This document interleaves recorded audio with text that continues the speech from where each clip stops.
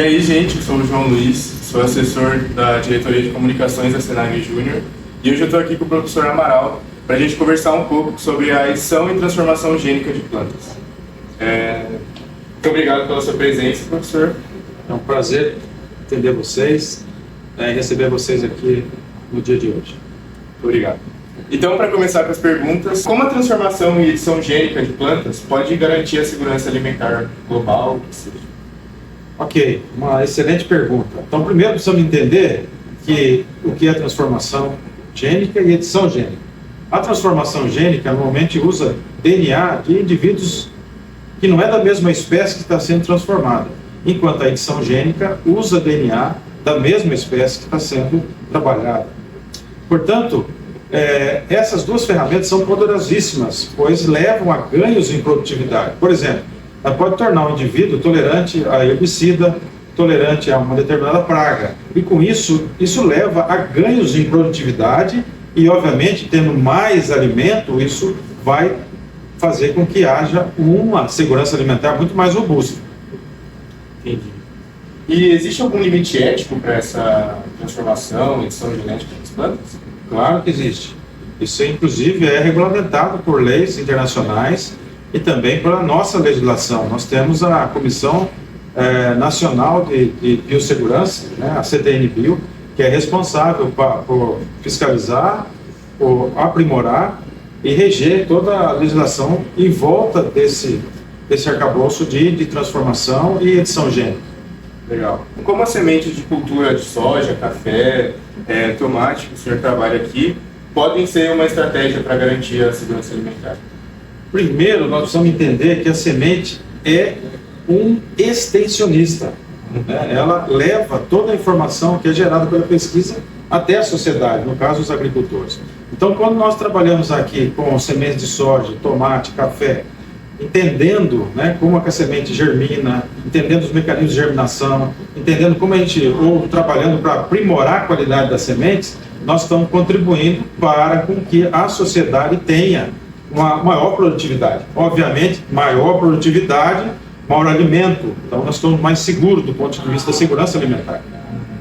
Como a transformação e edição gênica podem beneficiar os pequenos agricultores ou seria mais voltado para as grandes corporações?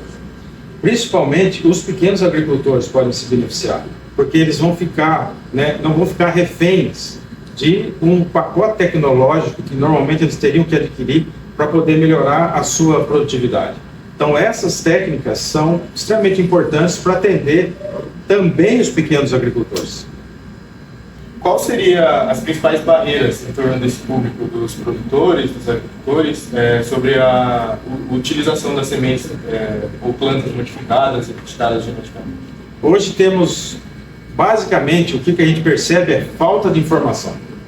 Pois acredita que se ao alimentar-se de uma planta modificada geneticamente ou que foi editada, aquele alimento vai causar algum dano.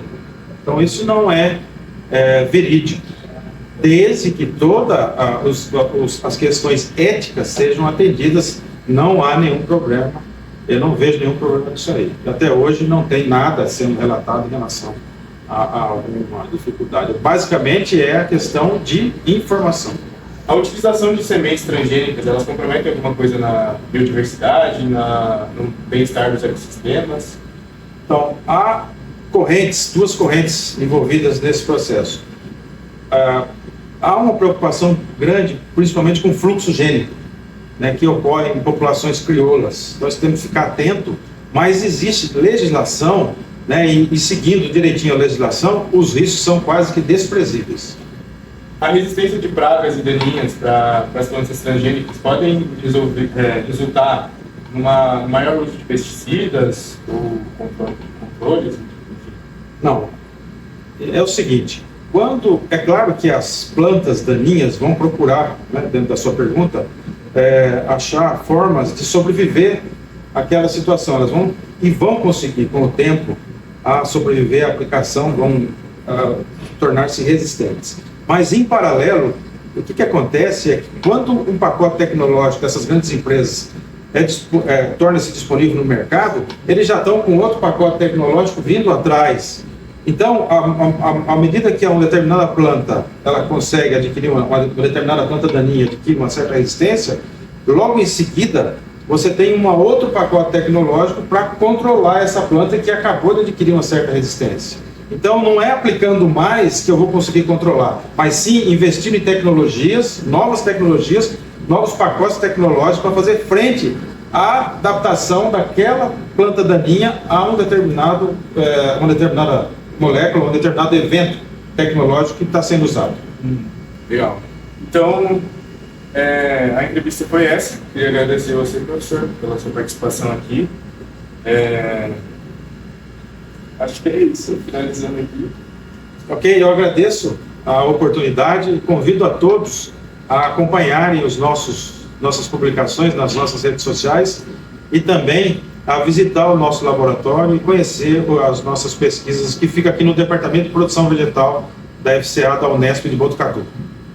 Então, gente, esse episódio do Senar Conecta, o terceiro episódio, vai estar disponível no YouTube, na íntegra, e os cortes vão ser soltados no perfil do Instagram, só acompanhar lá.